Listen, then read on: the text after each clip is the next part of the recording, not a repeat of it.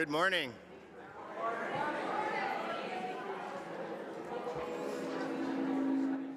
All right, good morning. And welcome to First Unitarian Universalist Church of Richmond. My name is Larry Kruger, and it's my honor to serve on your board of directors. For those of you who are new to us and members and friends who are tuning in from near and far, welcome. We are so grateful to be able to connect with you today. We are a community of many faith journeys and beliefs committed to being deliberately diverse and fully inclusive. We want you to know that whoever you are, you belong here.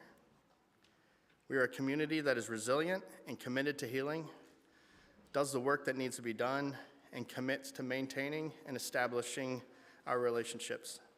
Let us continue to stand together on the side of love. For more information, visit our website at richmonduu.org. Subscribe to our YouTube channel to view past services, and log into services 5 to 10 minutes early, and you can catch the preceding announcements. We also invite you to join us for coffee before service in the President's Hall or courtyard, depending on where they're doing it on that day. So thank you for being with us today. May this be a comforting, centering, and restorative moment for you. And I'm going to give you a couple updates on our generosity campaign. So far we have raised $84,000, which is about 9% of our goal of $950,000.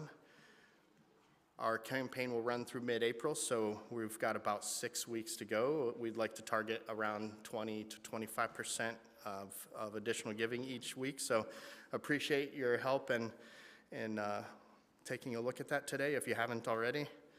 And then also inform everyone we are having a little bit of technical difficulty today, so the song lyrics will be not being shown on the screen, but there are chat links posted that shows where you can go get the lyrics and songs, and then also they'll be giving the books for people to pull up the song lyrics directly from the book. So thank you.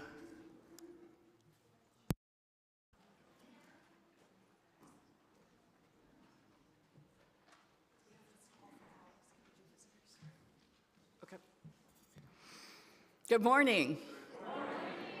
I am Reverend Amy Russell, and I am one of your assistant ministers here at First UU.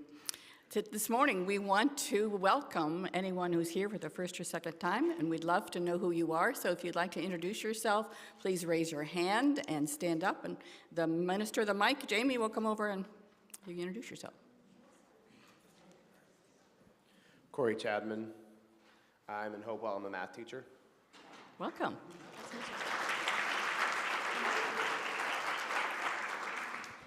Hi, my name is Oscar. I'm a student over at VCU. I'm visiting for the first time.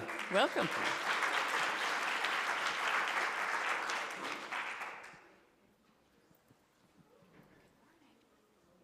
Hi, I'm Linda Laurie, and I'm Joan's sister.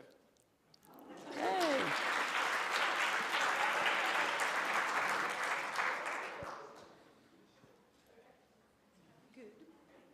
Hi, my name's Cassie, and I'm here with my friend visiting VCU today. Welcome.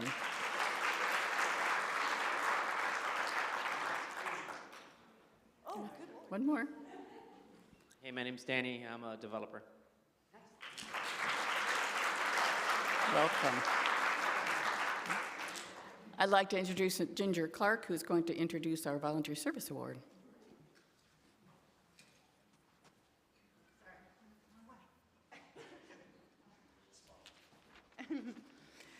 Good morning, everyone.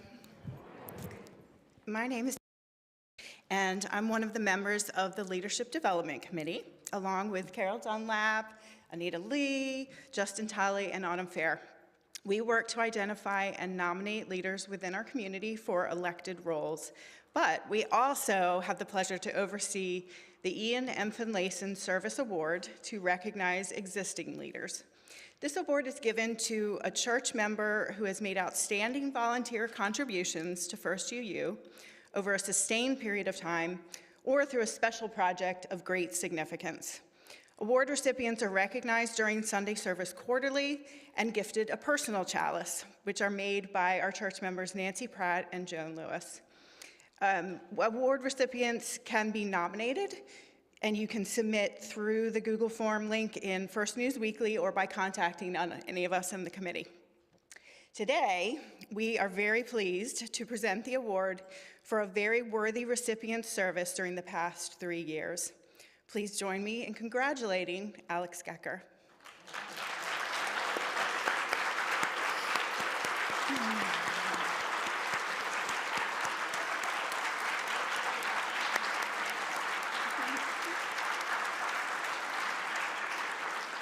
Now you get to hear all the lovely things.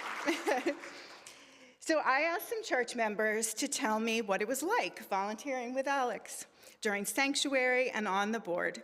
These are some of the words they used: thoughtful, intentional, passionate, compassionate, committed, and fierce. I like that one.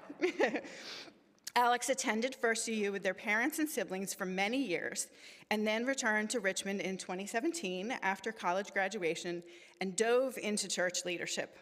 They joined the team to determine the church's commitment and ability to host a sanctuary family, and then led the volunteer team that supported Abby Arevalo during her family's stay in the church from June 2018 to February 2021. Prior board president Sharon Amos recalled that Alex, quote, had a clear, strong voice guiding us to consider our potential to serve as a sanctuary church, and then rallied a committed team of volunteers. Alex sustained this effort by always centering Abby's needs and simultaneously appreciating and caring for the volunteers involved, creating a truly beloved community. Anne Marie McCartan, our most recent award recipient, shared, "Some volunteerism requires a deeper, longer, and more challenging commitment. Alex stepped up to become the person all other sanctuary volunteers looked up to, and devoted innumerable hours to organizing security shifts, family support, rides to school for the children, collaborating with church staff, and contacting political leaders to secure Abby's eventual release. We were always guided by Alex's direction to ask Abby what she wanted instead of making decisions on her behalf. Alex exhibited wisdom and patience under pressure well beyond their years." Paul Dolce stated that Alex is a natural-born leader who gets things done, keeping track not only of tasks that need to be done, but also being considerate of the people performing those tasks. Alex knows how to delegate responsibilities to people according to their strengths and remain sensitive to their needs. This is a lot of people who love you. Board President Denise Rimes summarized beautifully by saying, "Alex's faith is manifested in the time and talents they bring to First UU. The willingness it took to protect the vulnerable is a living legacy of what it means to recognize the inherent worth and dignity of all. This is one of the purest examples of deeds, not creeds, and we are indebted to Alex for the love and caring with which they undertook this effort to care and provide for Abby and her family."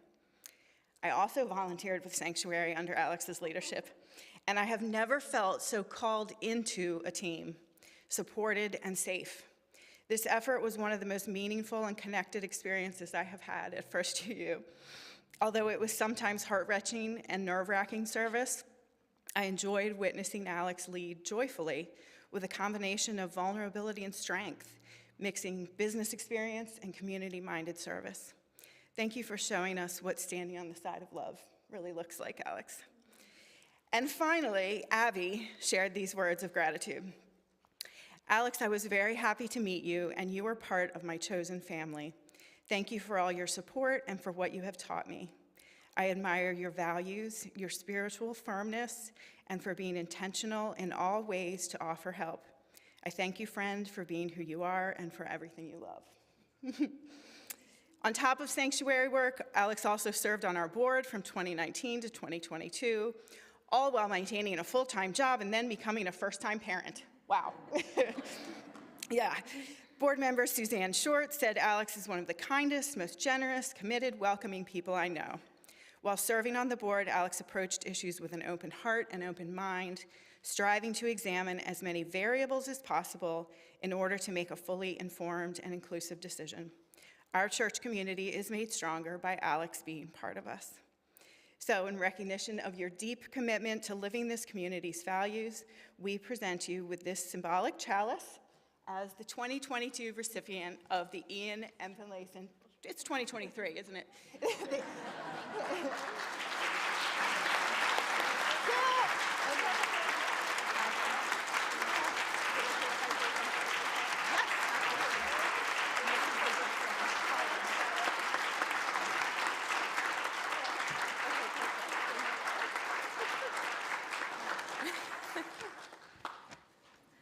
Thanks, Ginger. And thanks to all of y'all. Wow. It is so nice to be back here with all of you. And it's extra nice, I think Ginger alluded to this, to be here with somebody new who's never been here before. So I'm happy to share that my almost one-year-old baby is here. So Ari is back there. Yeah.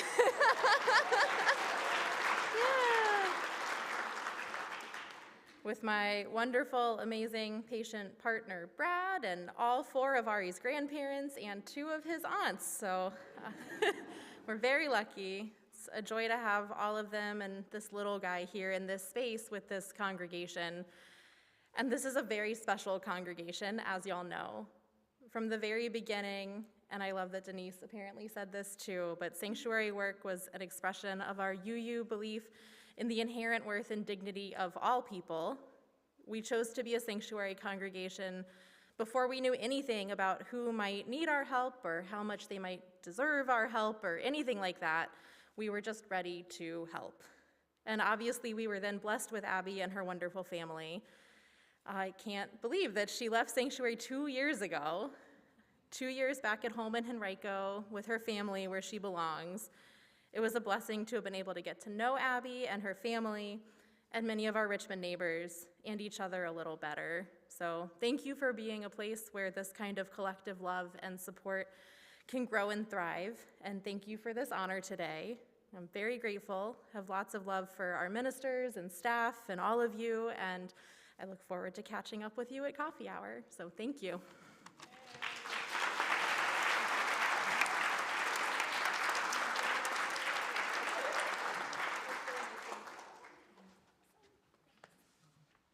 Thank you. So now is the time for you to take a minute to say hello to your neighbors. Go ahead.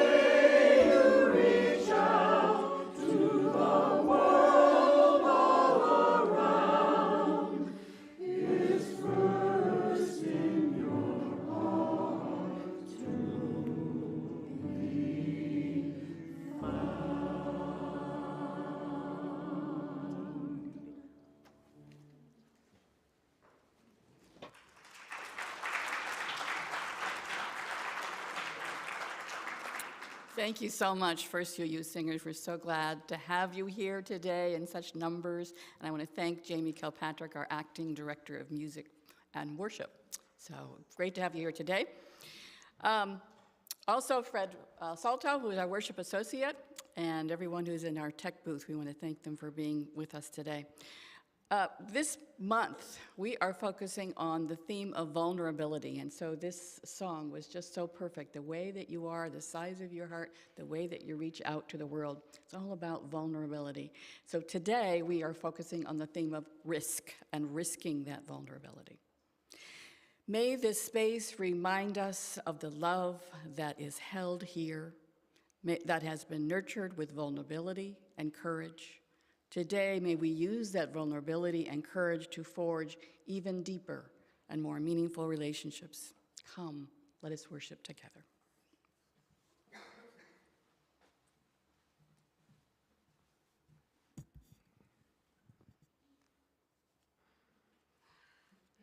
The chalice lighting is by the Reverend Scott Taylor. We light this chalice for those who convinced us that it was safe to share our longings, for those that prove that not everyone will run from the weight of the pain we carry, for those who held us in our fear and helped us heal from our regret, for those whose humble apologies made us believe that we too could be forgiven, and for those whose tenderness helped us to see that we no longer need to hide. Our vulnerability frees us. It binds us. It makes holy the path we travel together. May this flame ever help us keep that in view. If you are able, I invite you now to please stand for our opening hymn, which is 112 in the gray hymnal, Do You Hear?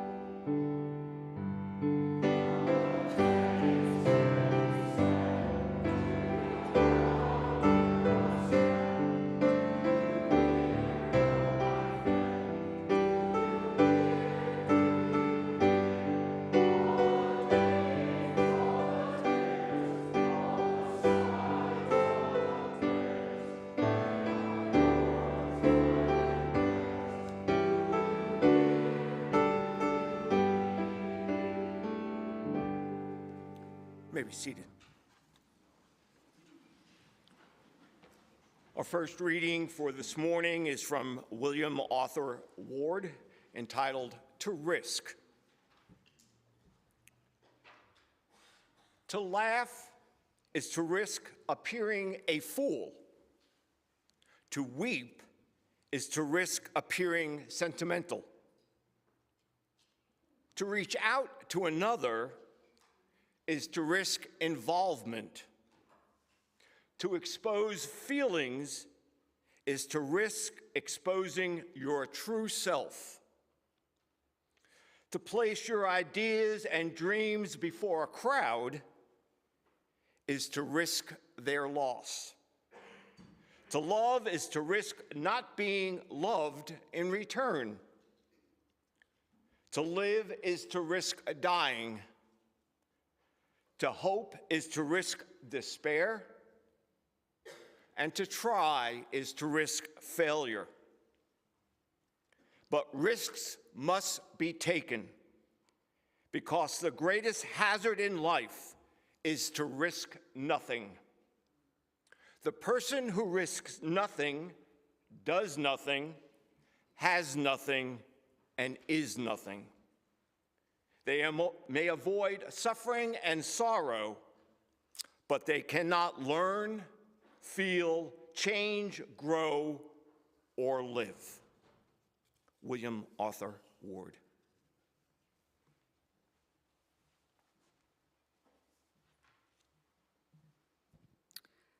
Will you please join me in a moment of meditation and prayer?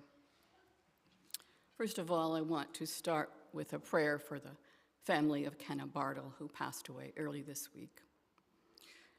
May they know that they are not alone in their grieving.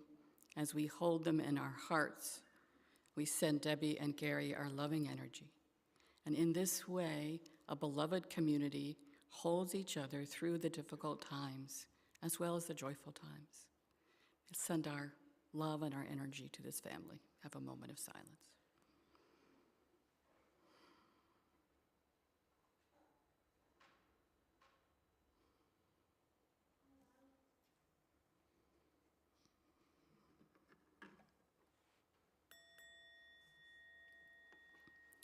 And we had this prayer from Tamara Labak.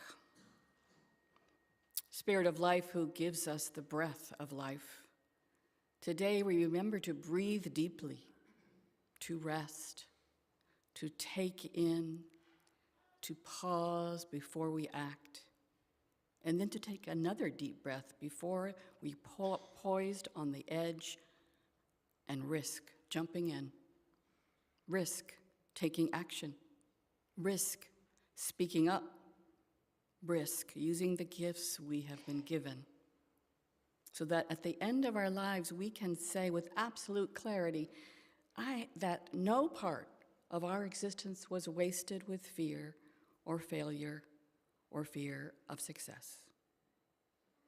Hold us, Spirit of life.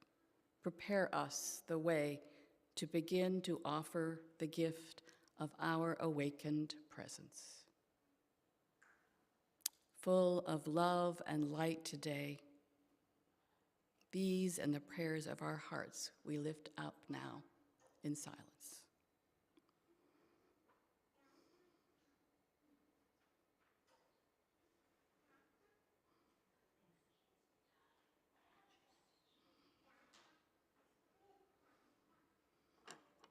Amen.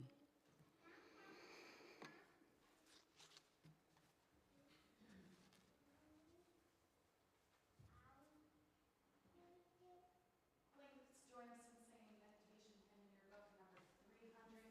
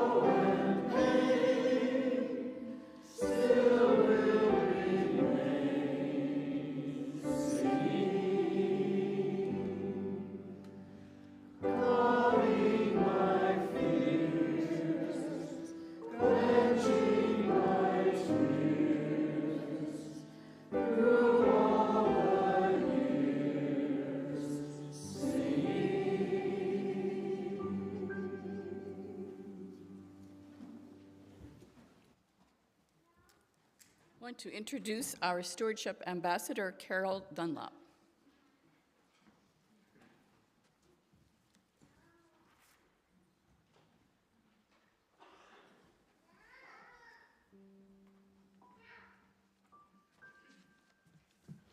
Good morning. If you all have never stood up here, you should. These lights are, awful. So I want to take a few minutes to talk about laying on of hands. Not something I ever thought I would be talking about, but it seems to fit the story I'm about to tell you. My husband and I moved to Richmond in 2009, and I was working out in Goochland, where it's fairly conservative, and I knew I needed people.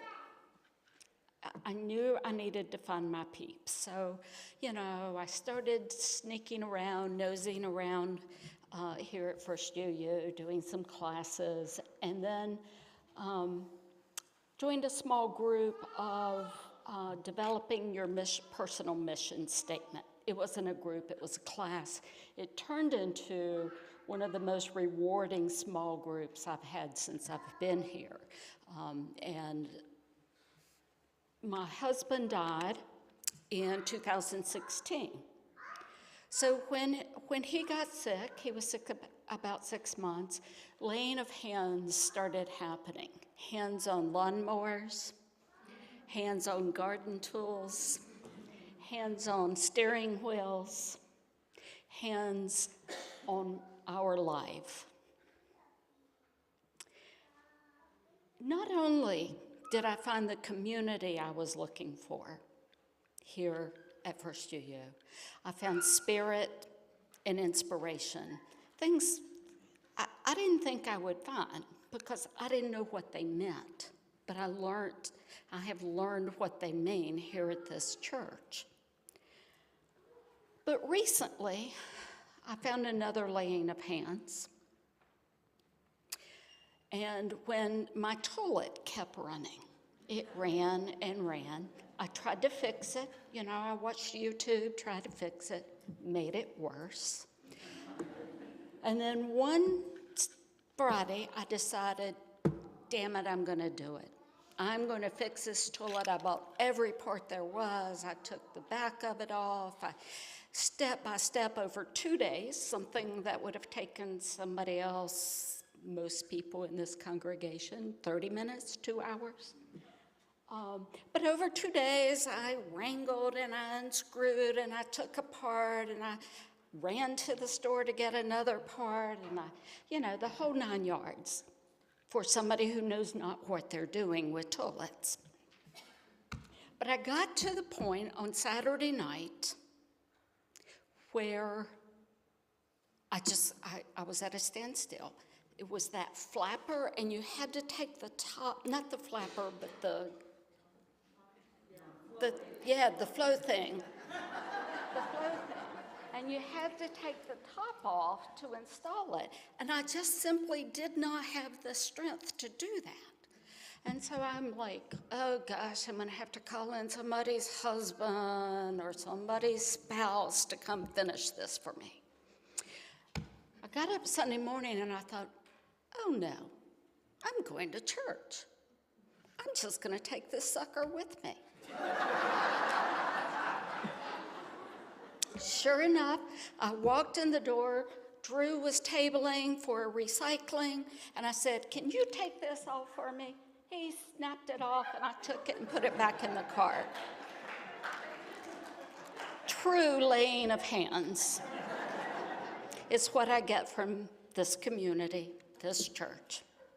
That's why I give, that and many other reasons, because it isn't you all, we are important in my life.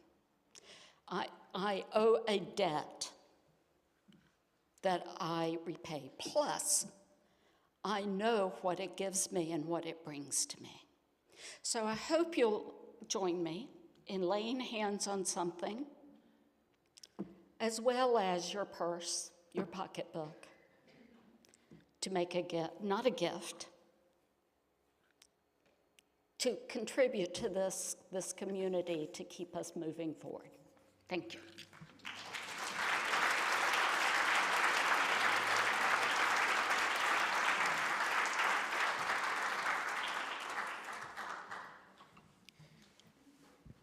Wow, I'm fired up and ready to go after that. Thank you, Carol.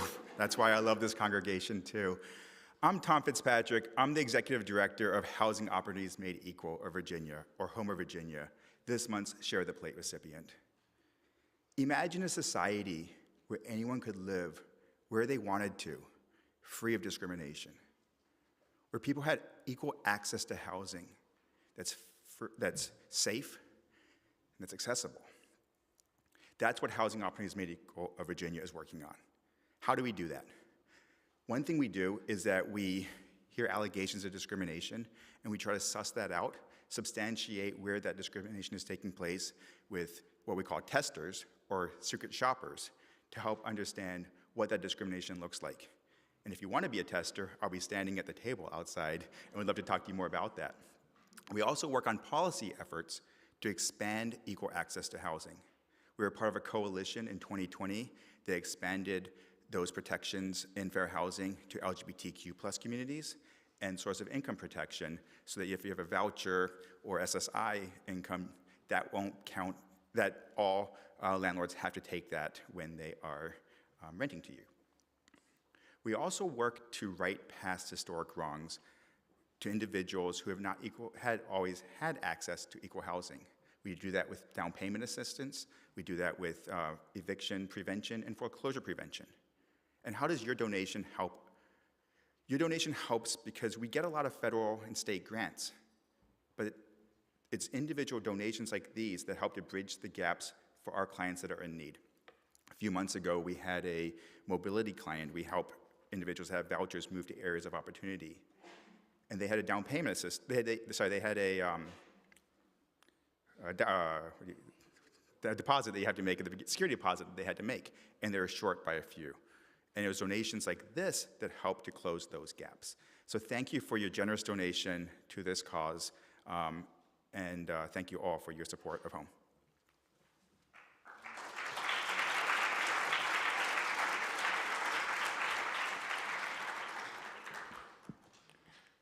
My script says to ways to give, look at the screen, but I don't think we can do that this morning. But if you're familiar with our website at First UU Richmond, you can give online that way, and our ushers now are coming around and passing the plate. So I want to thank you all for your generous gifts to this congregation, and especially to the worthy causes that we endeavor to serve. So if you can, share the plate, and then also continue to do your stewardship by clicking online and helping to donate to our church that way. Thank you.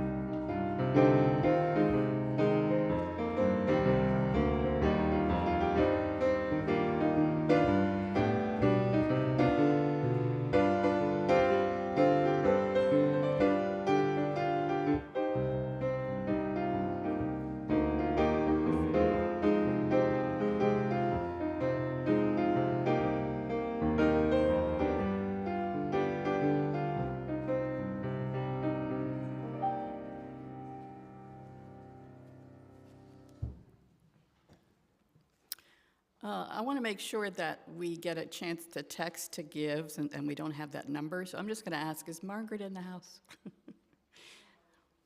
So could you find that number and bring it to us later? Just bring us up and we'll announce it later. We just don't want to lose the opportunity to be able to give to this wonderful charity. Okay, my second reading today is called The Risk Taker, and it's by Mort Latimer. I first met Arlene in her home in the Jersey Shore. Sitting on her back porch, I saw the sun peering through a patch of dark, layered clouds.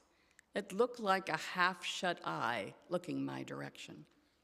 As we got to know each other, I realized Arlene lived life to the fullest, wearing it down until it was threadbare, like her favorite jeans. Moderation was a word that failed to appear in her dictionary. She took risks and she held no regrets. She was a player who knew how to roll the dice. She lived on the edge. Over coffee and a devil dog for me, and 2 glasses of Merlot and a half a pack of Marlboros for her, Arlene taught me one of the most powerful phrases in the English language, and a little bit about life.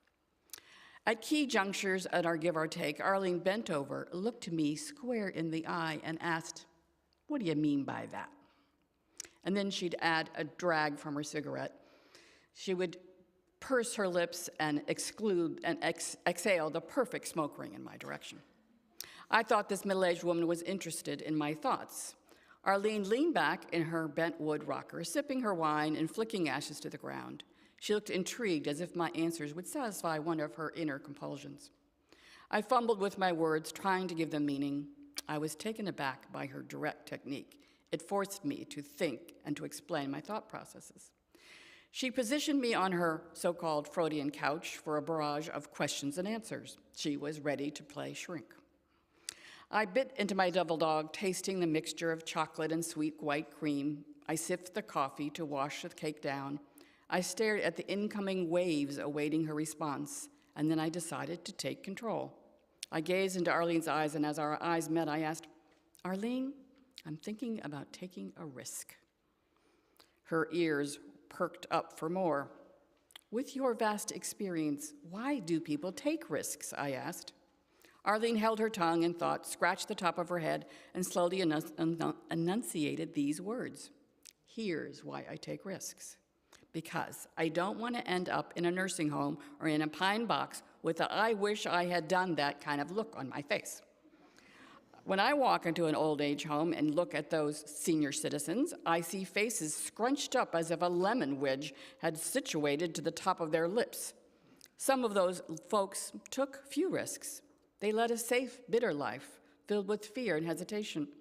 They may have squandered life's opportunities, and then there are no second chances." Arlene paused and motioned for me to pour her another glass of wine. She continued, "The cemeteries are filled with risk-takers, smokers, drinkers, overeaters, gamblers, businessmen. Invisibly chiseled on their gravestones are these words: 'Here lies a risk-taker. He shortened his lifespan by taking risks, but he died a content man.'" Arlene lifted her glass as if to toast the risk-takers and downed the remains. "Aren't our prisons also filled with risk-takers?" I asked. "Thank you." I whispered, "Arlene, should I take the risk?" Okay, wait, let's go back. "Aren't our prisons filled with risk-takers?" I asked. "Sure, that's what makes risk-taking so exciting. You stand to lose a whole lot. That's life's eternal balancing act, to decide what risks to take and how much you are willing to pay in consequences for your actions.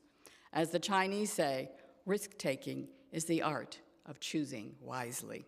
I whispered, "Arlene, should I take this risk?" She looked at me with a quizzical stare and said, "Well, what do you mean by that?"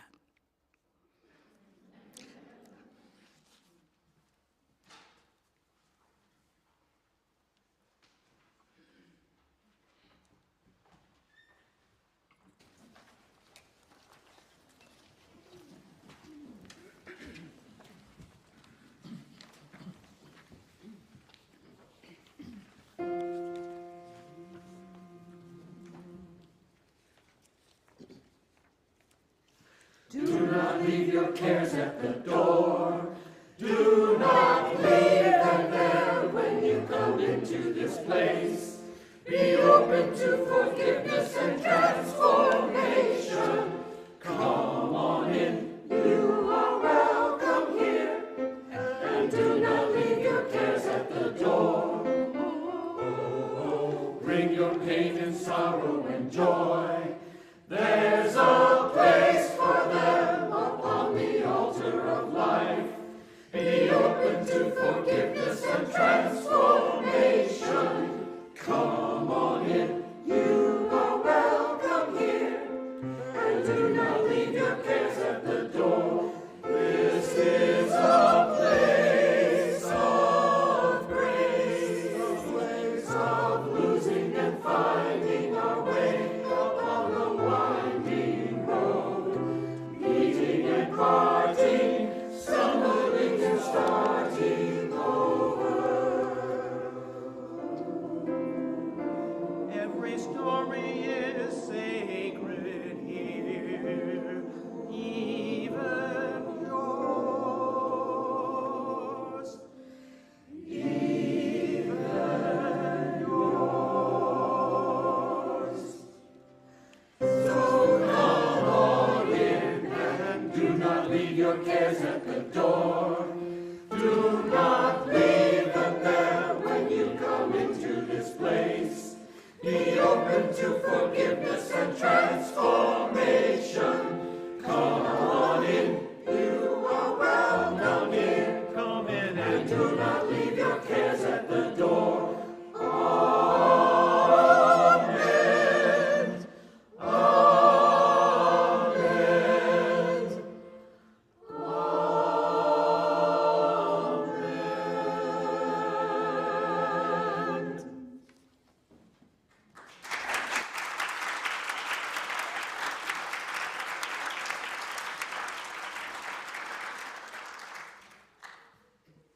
Wow, that was fantastic. Thank you so much. Okay, I'm going to take a risk and give you this number now because I don't want to lose out on this. So if you want a text to give today, the number is 844-207-5634, and we'll have this up here if you want to come get it later as well. Text to give.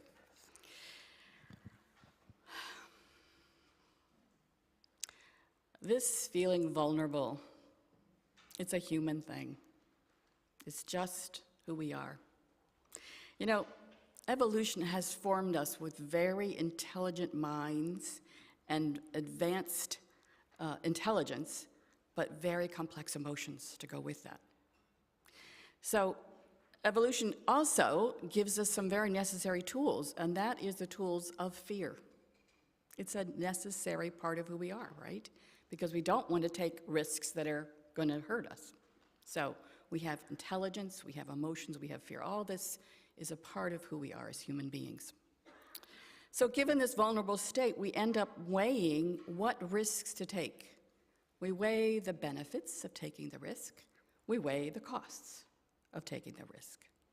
Success, failure, this goes on in our minds without us even being aware of it. It's happening all the time. So how do we weigh the cost or benefit of pushing ourselves forward in a certain situation?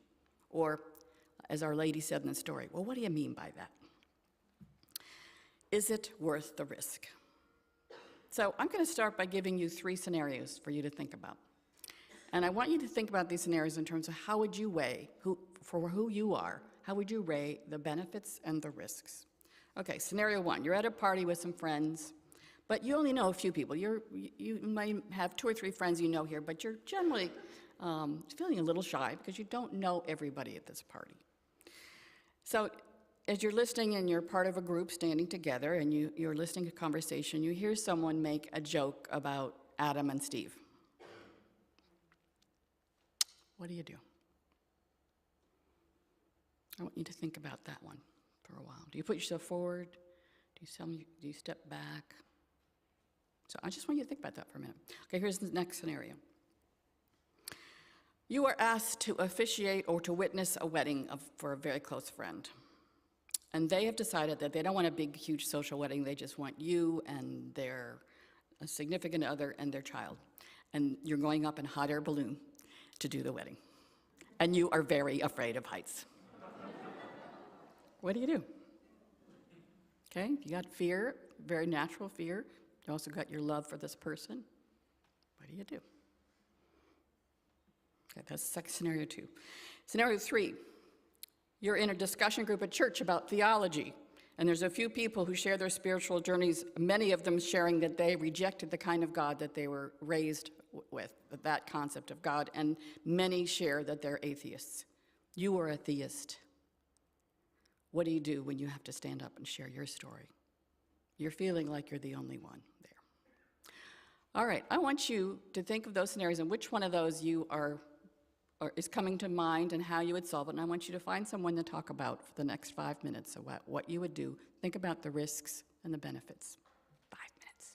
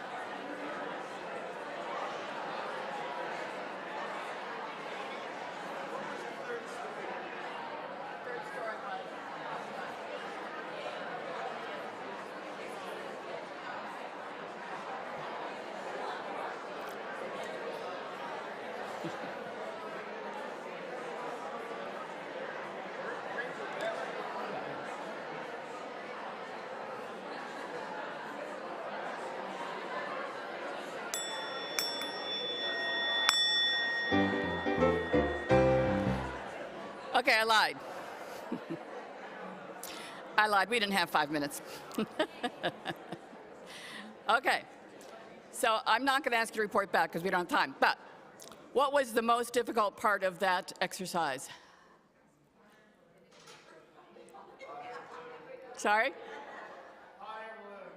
Hot air balloon. Well, first I'm going to say, I think for many, the most difficult part of the exercise was finding someone to talk to in this, right? For many introverts, that would be scary, right? And that's okay, because that is a very scary thing. But I'll tell you that out of those scenarios, the hot air balloon was the one that I faced my own fears, and I did a wedding in a hot air balloon.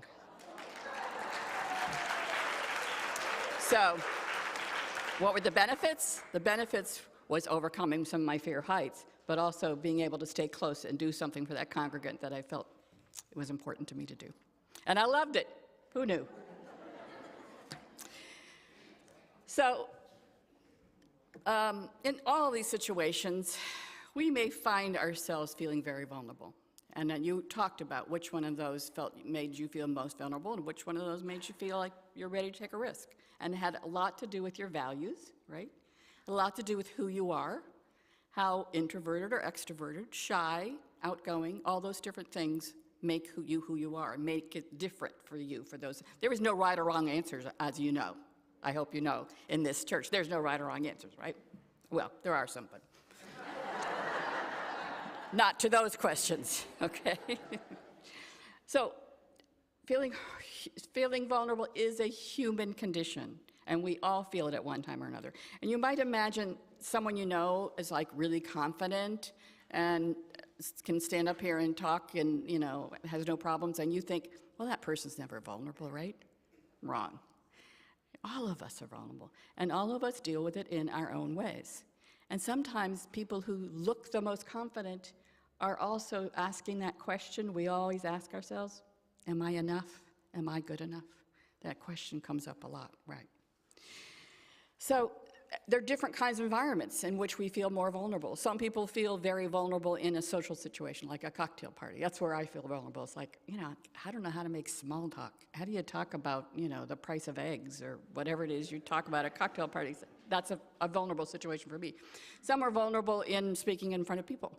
Some are vulnerable in competitive environments where, you know, you're supposed to be in a business, you're supposed to make a certain, you know, quota or something. Different people feel vulnerable in different kinds of places. So you probably have all heard about Brené Brown, right? She's made a whole career out of this thing about vulnerability, and that's because she's a social researcher who researched vulnerability. And she learned a lot from doing all that research, and the research, her outcome went something like this. Vulnerability is a necessary ingredient to being authentic, to being fully present. And if we want to live from our hearts with our emotions fully present, we need to make ourselves vulnerable. Now, when she learned that, she was shocked. It was not what she was looking for. And in fact, it took her by such storm that she realized that the question, am I enough? Am I good enough? Am I worthy enough? That question that people who were living fully in their lives were able to deal with that question and get to an answer of yes, I am worthy enough. But she didn't at that point in her life. She couldn't get to that point. So she took a whole year off from her research and went to therapy to answer that question, am I worthy enough? Now, that to me says this is a person who really cares fully about living and living life fully. So she went back to her research and she learned that the people who really want to live life to its fullest will deal with that question. And maybe every day we deal with that question, am I good enough, right? We do. But we find ways of dealing with it. And we go by our number one principle, even though this is changing too, everything's changing. Our number one principle, what? The inherent worth and dignity. And the most difficult thing about that principle is what? My own inherent worth and dignity, right? That's one of the hardest parts of that. So Brené Brown writes that owning our own story can be hard, but not nearly as difficult as spending our lives running from it. Embracing our vulnerabilities is risky, but it's not nearly as dangerous as giving up on love and belonging and joy.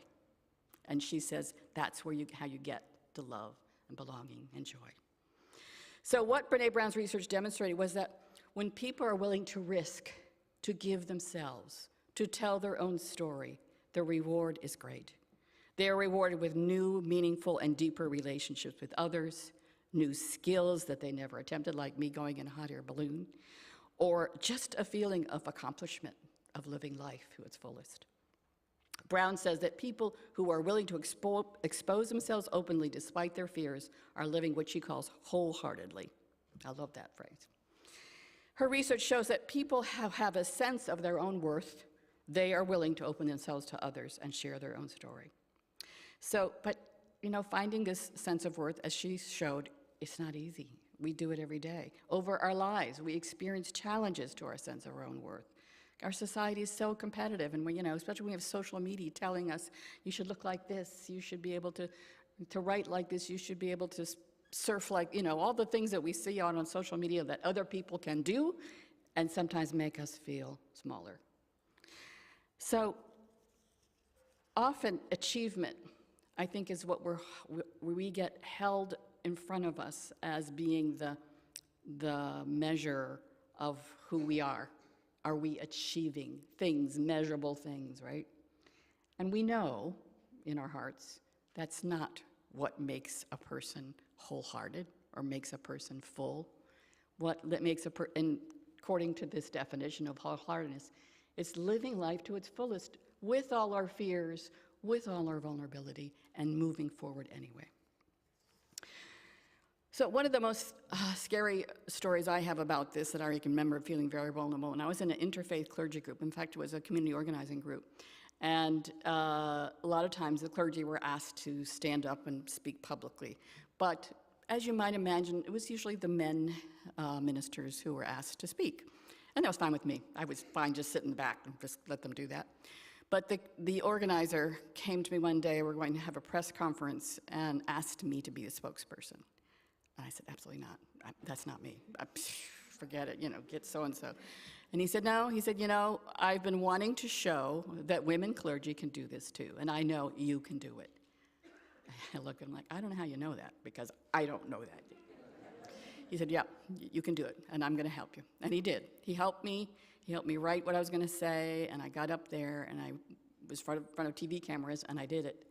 And I felt so rewarded from my own sense of self that I could do this. I mean, I got a lot of, attaboys from different people, but it was really my own sense of, yes, I can take on something like this. And that was the biggest reward, I think, from doing that. So the question of, am I good enough? That question comes to us often. And sometimes it takes something like moving through a fear like that helps us to feel like, yeah, I'm good enough. I'm good enough. The other question that comes to us about vulnerability is, am I willing to feel it all, right? Am I willing to feel the fear? Am I willing to feel the sadness? Am I willing to fear when I'm getting deeply into a relationship, the risk of that relationship lasting? All those kinds of fears around vulnerability. Am I willing to fear it all? Now, you know what I'm going to say next, those of you who know me, right? Mindfulness, right? Because if you're in a mindful state, you start to learn it's okay to feel it all. It's okay to be in a place of feeling the sadness, feeling the frustrations, feeling the anger, and still staying with it. And then sometimes getting to the place of, yes, I'm okay, I'm good, I'm happy. And all of those feels are important. The ones that are difficult as well as the ones that are easy, because that's being human. Jared Warren writes, you cannot selectively numb emotion. When we attempt to numb the bad stuff, we also numb the joy and the gratitude. We can either live an empty life where we are spared sadness at the expense of happiness, or we can live an engaged life where we are subject to sadness for the existence of happiness. They come together. So when we open ourselves to all of our feelings, we may end up feeling raw, a little bit exposed sometimes, a feeling of maybe some fear. But allowing ourselves to be open to feelings may also mean experience joy. Because when I open myself to another human being and I really get to know them, that joy of deep relationship is always there. So this being human is a guest house. Remember that poem by Rumi? This being human is a guest house. Every morning a new arrival, a joy, a depression, a meanness. Some momentary awareness comes as an unexpected visitor.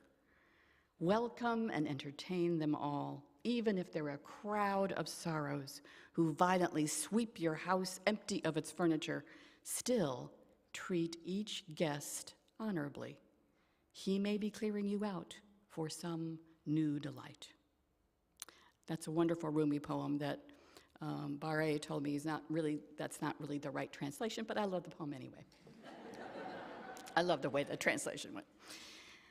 When we open ourselves to all our feelings of unworthiness, feelings of discomfort, feelings of being exposed, we are our most human. Being human and being vulnerable allow ourselves to have what Brené Brown calls wholehearted experiences. So when we find ourselves in that place of being vulnerable, perhaps we could ask ourselves, is it worth the risk? Is this experience worth the risk of discovering more of who I am? And sometimes the answer may surprise us.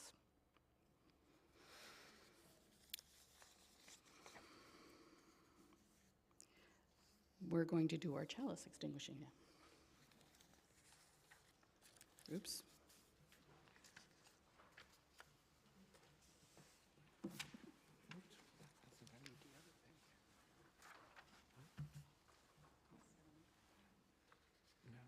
Sorry, we got our papers mixed up.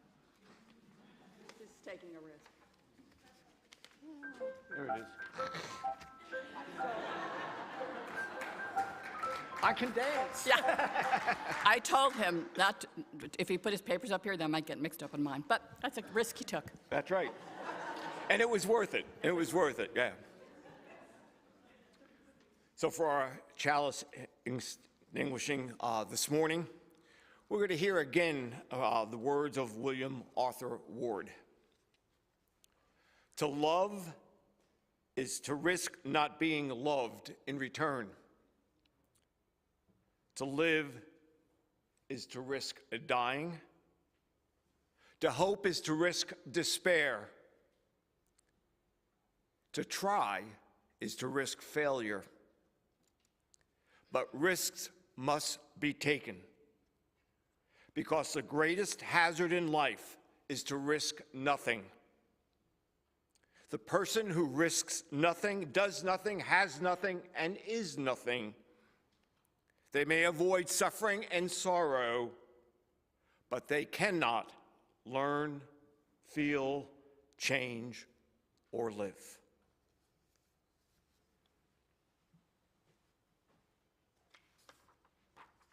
Okay, looking for papers again.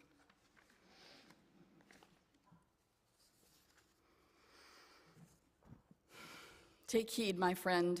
Life is full of risks. Life is full of challenges. But when we hear our wisdom calling us, when we dig deep to find that courage, we will often find ourselves in a new place, a place of light and peace and fulfillment of who we always wanted to be. Please stand for our closing hymn, number 108, For All That Is Our Life.